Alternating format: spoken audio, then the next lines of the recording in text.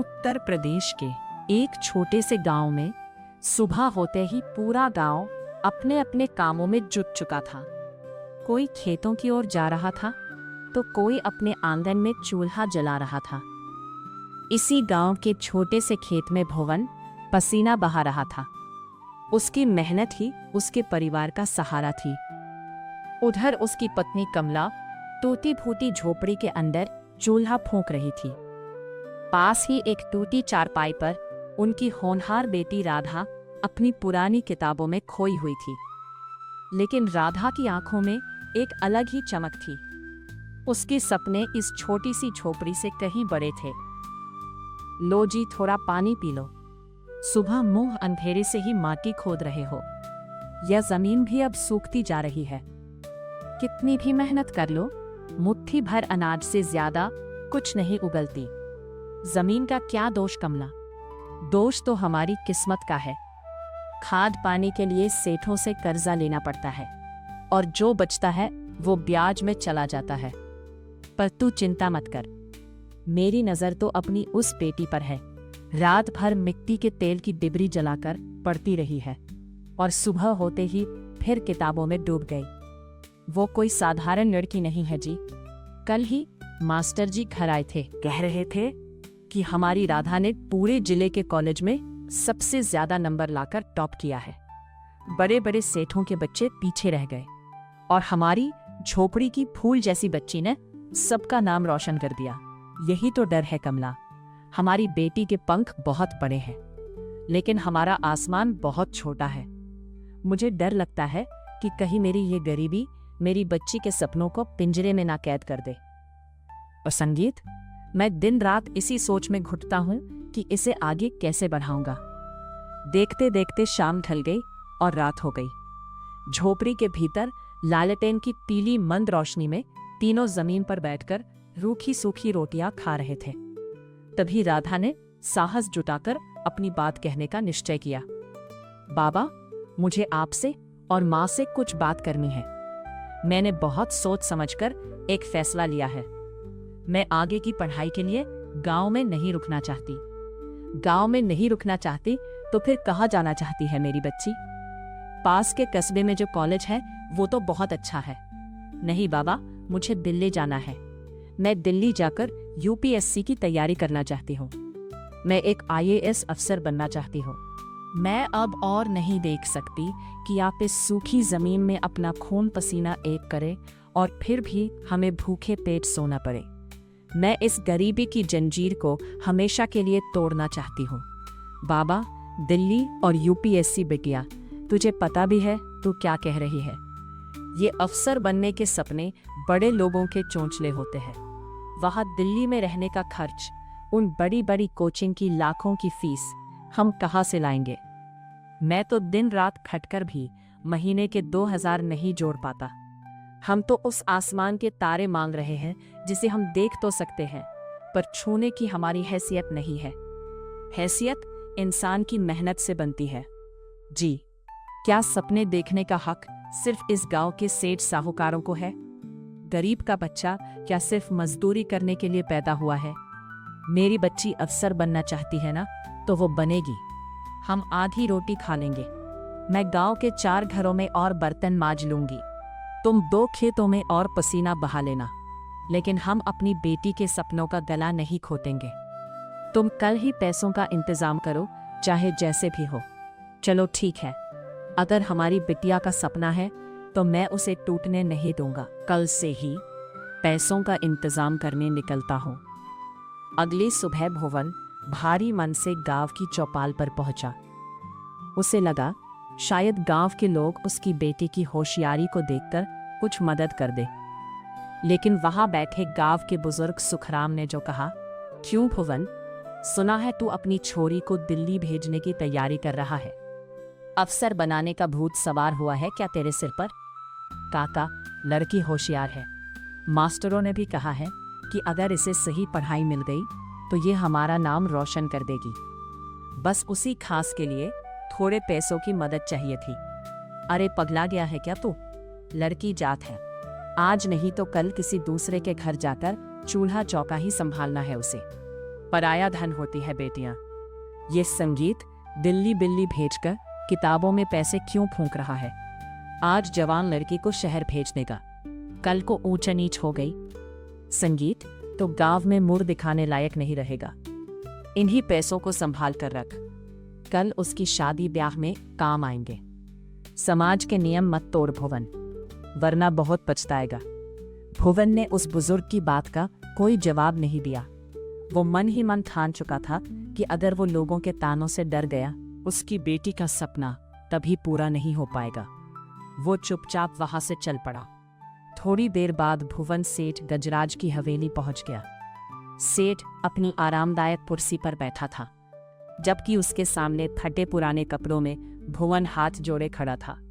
सेठ जी, मेरी बच्ची बहुत होशियार है, उसे दिल्ली भेजना है पढ़ाई के लिए। मुझे कुछ पैसों की उधारी चाहिए थी। मैं वादा करता हूँ मालिक, आपके खेतों में दिन रात जानवरों की तरह खटूंगा, पाए पाए चुका दूंगा आपकी। बस इस बार मेरी मदद कर दीजिए। मदद और तेरी? अरे भुवन, तूने अपनी हैसियत आईने में देखी है कभी? जो आदमी 2 वक्त की रोटी के लिए मेरे खेतों की मिट्टी फाकता है, वो आज अपनी बेटी को दिल्ली भेजने के ख्वाब देख रहा है। ये अफसर बनना, ये बड़ी बड़ी किताबें, ये अमीरों के शौक हैं भुवन, गरीबों के नहीं।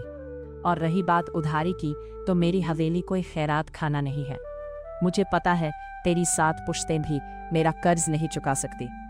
ऐसा मत कहिए सेठ जी, मेरी बच्ची का भविष्य आपके हाथों में है। आप जो कहेंगे मैं करूंगा, जिंदगी भर आपकी गुलामी करूंगा। बस एक बार। गुलामी तो तू वैसे भी कर ही रहा है, पर अगर तुझे पैसे चाहिए तो मेरे पास एक रास्ता है। उधारी तो मैं नहीं दूंगा।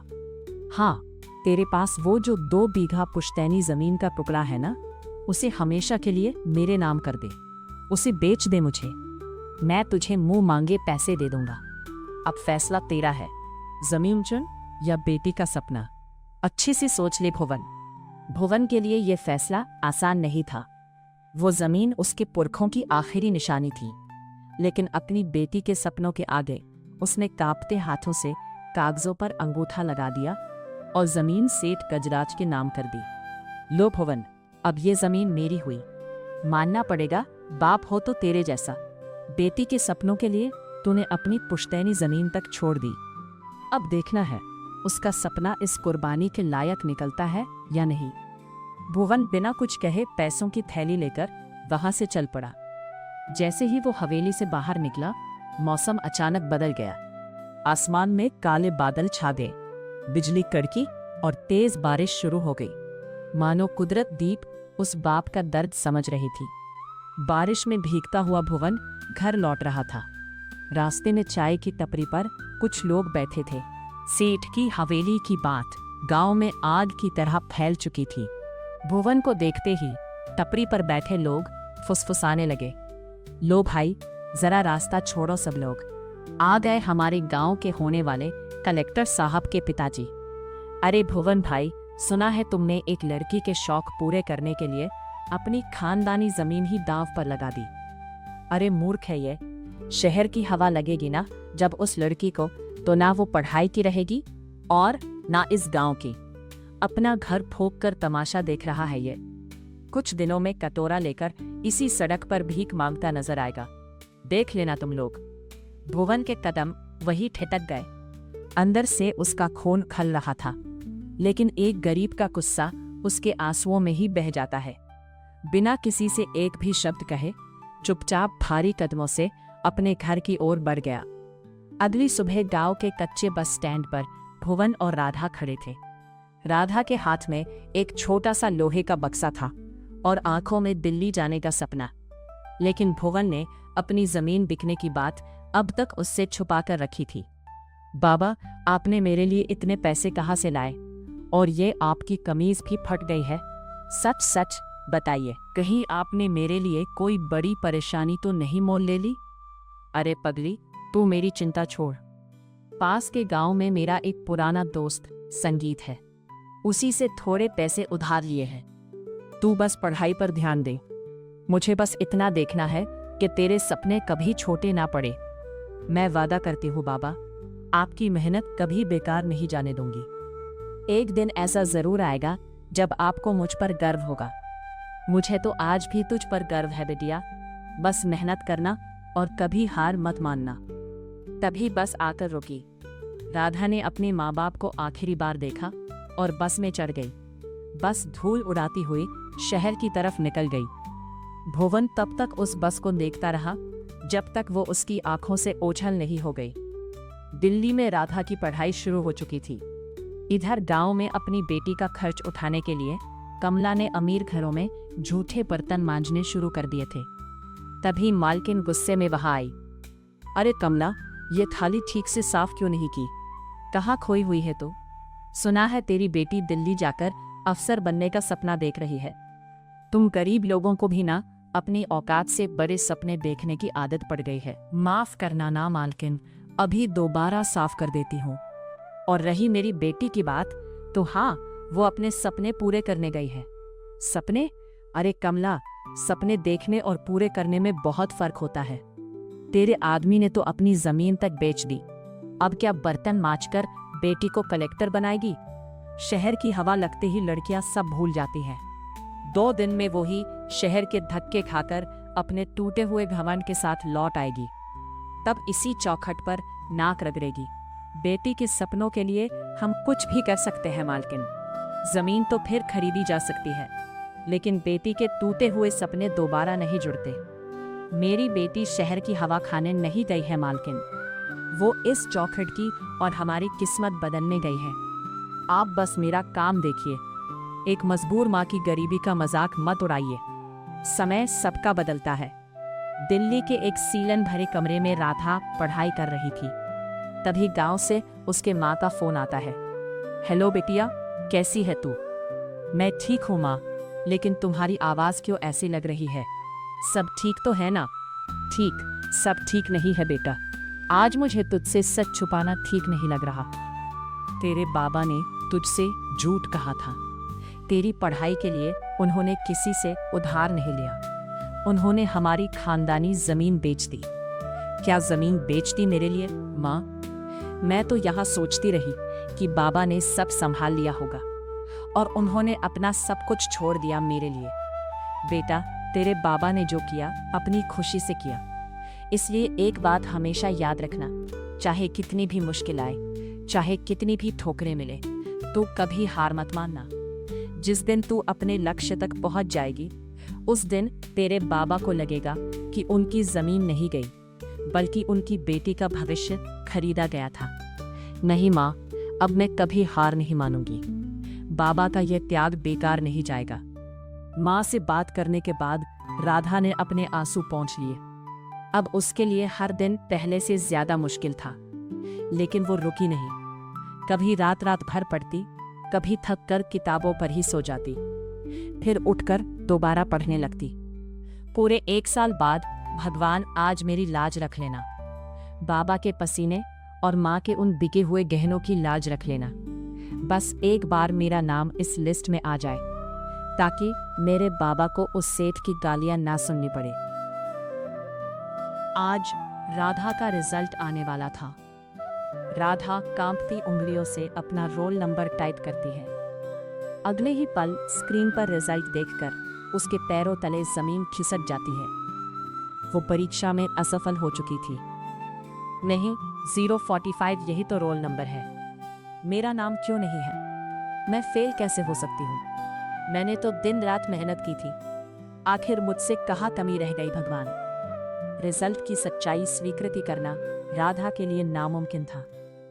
उसकी आंखों से आंसू बहने लगे और वो टूटकर जमीन पर बैठ गई। मैं हार गई, सब खत्म हो गया। बाबा की जमीन चली गई। मैं उनके भरोसे के लायक भी नहीं निकली। किस मुंह से उनके सामने जाऊंगी? मैंने सब बर्बाद कर दिया बाबा।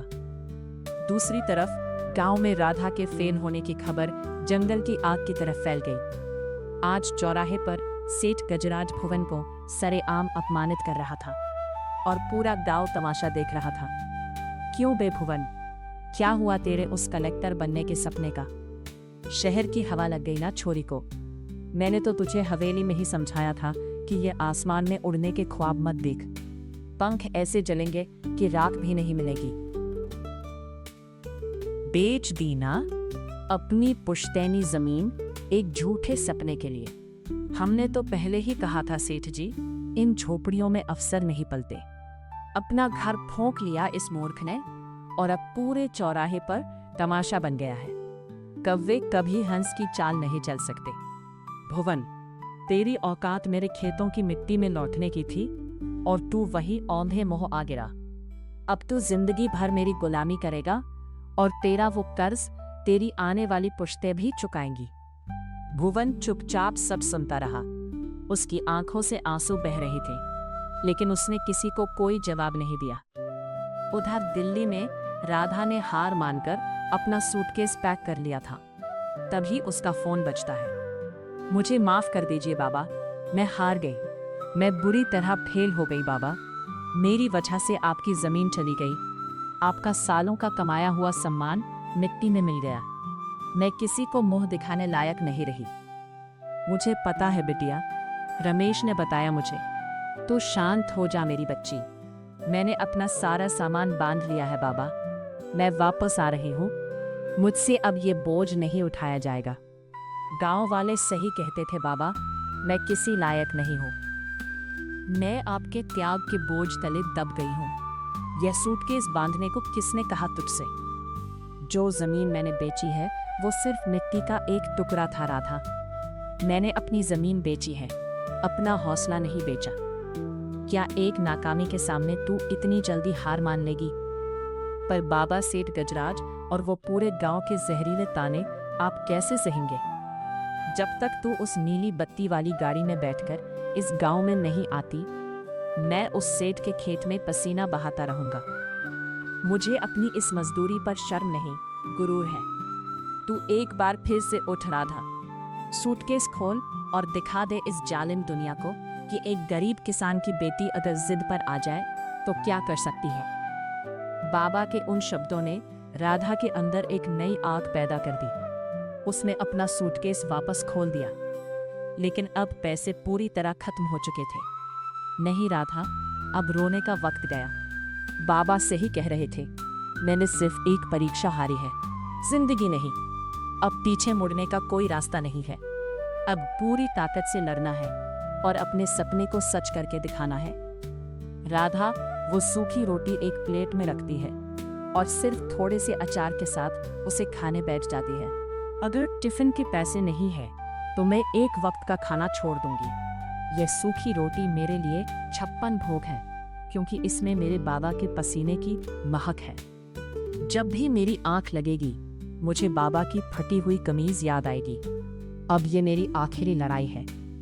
इस बार रिजल्ट नॉट फाउंड नहीं, रैंक 1 होगा। ये एक बेटी का अपने बाप से वादा है। समय बीतता गया। दिवाली का दिन आ चुका था।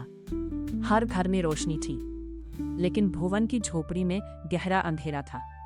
आज पूरे गांव में दिए जल रहे हैं। जी, हर आंगन में मिठाइयां बैठ रही हैं और एक हमारा घर है जहां आज एक दिया भी नहीं जला। पता नहीं मेरी बच्ची ने आज भरपेट खाना भी खाया होगा या नहीं। पता नहीं क्यों आज मेरा मन बहुत घबरा रहा है। जी, धैर्य रख कमला। आज हमारे घर में अंधेरा है क्योंकि हमारी रोशनी दिल्ली की एक छोटी सी कोठरी में बैठकर अपना मुकद्दर लिख रही है। जब राधा अवसर बनकर आएगी तो हमारे घर की दिवाली भी जगमगा उठेगी। हमारी मेहनत बेकार नहीं जाएगी। उधर दिल्ली में राधा ने अपने कमरे की खिड़की दरवाजे बंद कर लिए थे। बाहर पटाखों का भारी शोर था। ये शोर, ये जश्न, ये खुशियाँ मेरे लिए नहीं है। मेरे बाबा आज अंधेरे में बैठे हैं ताकि कल मेरी जिंदगी में उजाला हो सके। मेरी आंखें जल रही हैं, पेट दर्द से टूट रही है, लेकिन मैं रुक नहीं सकती। जब तक इस किताब का आखिरी पन्ना खत्म नहीं कर लेती, मैं नहीं रुकूंगी। मेरी दिवाली की रोशनी अब पटाखों से नहीं, मेरी कामयाबी से निकलेगी। दिवाली की उस रात के बाद कई महीने बीत गए। आज यूपीएससी की मुख्य परीक्षा का दिन था। परीक्षा हॉल में गहरा सन्नाटा था। घंटों से लगातार लिखते लिखते राधा का शरीर थक चुका था, लेकिन उसका हौसला अब भी अडिग था। नहीं, मैं अब नहीं रुक सकती। बाबा ने मेरी जिंदगी संवारने के लिए अपना सब कुछ दांव पर लगा दिया। आज मेरा हर जवाब उनके सम्मान और हमारी जमीन की लड़ाई है। मुझे हर हाल में जीतना है।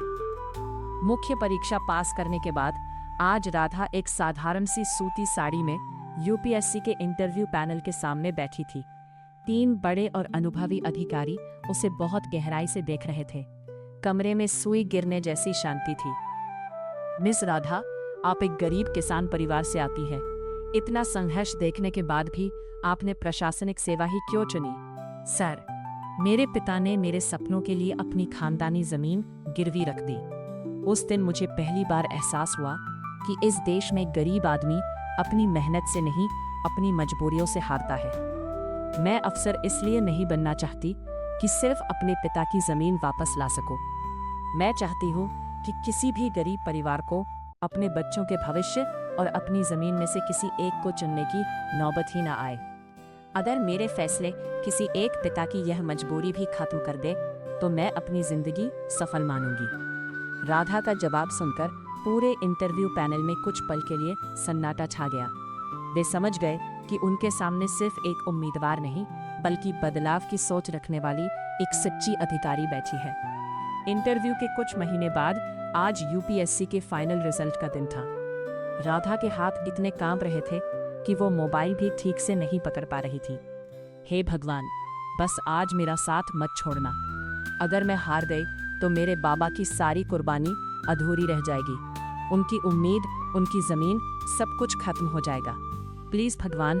राधा ने अपना रोल नंबर डाला। अचानक स्क्रीन पर एक पीली पट्टी चमकी। Radha Kumari, all India rank 1। Rank 1, rank 1। बाबा, मैं सफल हो गई। आपकी जमीन आजाद हो गई बाबा। अब आपको किसी सेठ की गालियां नहीं सुननी पड़ेंगी। माँ के कहने भी वापस आ जाएंगे। हमने गरीबी को हरा दिया बाबा। हम जीत गए। उस छोटे से सीलन भरे कमरे में सालों से दबा हुआ दर्द आज खुशी के आंसुओं में बह रहा था। कुछ महीनों बाद गांव में सब कुछ पहले जैसा ही था। किसान अपने अपने खेतों में काम कर रहे थे और भुवन भी उसी सेठ के खेत में पसीना बहा रहा था। तभी कच्ची सड़क पर धूल उड़ाती हुई एक नीली बत्ती वाली सरकारी गाड़ी तेज रफ्तार से आकर रुकी। गाड़ी देखकर खेतों में काम कर रहे मजदूर सहम गए, लेकिन भुवन अपनी कुदाल चलाता रहा। गाड़ी का दरवाजा खुला। राधा एक युवा और रबदार अधिकारी के रूप में बाहर निकले। वो सीधे उस कीचड़ भरे खेत में पहुंची, जहां उसके पिता पसीने से लथपथ काम कर रहे थे। बाबा, आपने जो जमीन मेरे लिए बोई थी ना, आज उसकी सबसे बड़ी फसल तैयार हो गई है। आपकी राधा कलेक्टर बन गई है बाबा। अब आपको इस कीचड़ में पसीना बहाने की कोई जरूरत नहीं। चलिए घर चलते हैं। मेरे पसीने की एक एक बूंद आज मोती बन गई। तूने मेरा सिर आसमान तक ऊंचा कर दिया बिटिया। बस अब और कुछ नहीं चाहिए।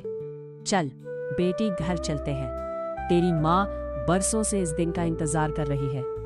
बरसों बाद पहली बार वो मजदूर नहीं, बल्कि एक गर्वित पिता की तरह अपनी बेटी के साथ घर की ओर चल पड़ा, जहां कमला उनकी राह देख रही थी। राधा सिर्फ अपना बदला लेकर नहीं रुकी। 1 साल के अंदर उसने अपनी सरकारी ताकत और फंड का इस्तेमाल करके गांव की उस बंजर जमीन पर एक शानदार सरकारी स्कूल और अस्पताल खड़ा कर दिया। संगीत, उधर अपनी उसी पुरानी झोपड़ी में चारपाई पर बैठे भुवन और कमला गर्व से अपनी बेटी की कामयाबी देख रहे थे। देखो जी, हमारी बेटी ने तो गांव की काया ही पलट दी। जो गांव कल तक हम पर हंसता था, आज वही हमारी बेटी के नाम की कसमें खाता है। मैंने तो सिर्फ अपनी 2 बीघा जमीन दांव पर लगाई थी कमला, लेकिन मेरी बच्ची ने तो पूरे गांव के लिए एक ऐसा आसमान खरीद लिया जहां अब हर गरीब का बच्चा उड़ सकेगा। हमारी तपस्या आज सच में पूरी हो गई। आज गांव के नए सरकारी स्कूल का पहला दिन था। छोटी छोटी बच्चियां नई यूनिफॉर्म पहनकर खुशी खुशी स्कूल की ओर जा रही थीं। तभी गांव का बुजुर्ग सुखराम, जिसने कभी ताना मारा था, भुवन के पास आया। भुवन भाई, हमें माफ कर दो। हम अज्ञान के अंधेरे में जी रहे थे। हमने तुम्हें और तुम्हारी बच्ची को बहुत रुलाया है। आज तुमने हमारे भी बच्चों का भविष्य संवार दिया। हम तुम्हारे जीवन भर ऋणी रहेंगे। काका, आंसू मत बहाइए। अगर उस दिन आप लोगों ने और उस सेठ ने ताने ना मारे होते तो शायद मेरी बच्ची के सीने में वो आल ही ना लगती। ये जीत अकेले मेरी नहीं, इस पूरे गांव की है। राधा मंच पर खड़े ये सब देख रहे थे। राधा माइक पर आकर पूरे गांव को संबोधित करते हुए, मेरे गांव वालों, गरीबी कोई अभिशाप नहीं है, ये एक आग है। अगर आप इससे डर गए तो ये आपको और आपके सपनों को जलाकर राख कर देगी। लेकिन अगर आपने इस आग में अपने माता पिता के विश्वास और अपनी मेहनत को झोंक दिया तो यही आग आपको कुंदन बना देगी। आज के बाद इस गांव का कोई भी बाप अपनी बेटी को बोझ नहीं समझेगा। ये मेरा आप सबसे वादा है। राधा के इन शब्दों के साथ पूरा मैदान तालियों की गड़गड़ाहट से गूंज उठा। भुवन और कमला गर्व से अपनी अफसर बेटी को देख रहे थे। उस काले तूफान और एक बहुत ही लंबी रात के बाद आज इस परिवार और पूरे गांव के जीवन में एक ऐसी सुबह आई थी जिसका सूरज अब कभी नहीं डूबने वाला था। ओम।